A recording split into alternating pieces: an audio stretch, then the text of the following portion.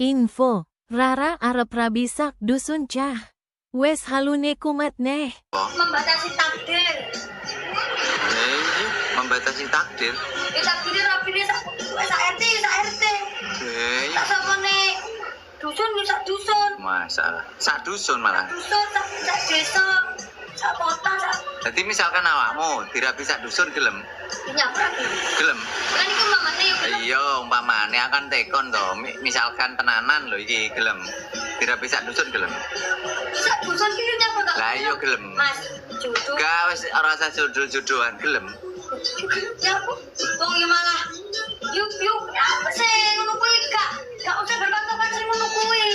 Patokan apa neh? Ora enek patokan urung mati dipatoki nyapa? Di nyapa ora oleh rapi sak RT iki. Berarti kan gak wong ora ngerti perasaane anake. Nek jeneng iki kok ora seneng anake. Bayu, piye lek nglakoni rabi sak RT? Yo gak ngakoni Rabi sak dusun to. jenenge jeneng petak dulur. Bayu. Wes itu berarti rabi sak Banyuwangi berarti kamu situ. Gitu.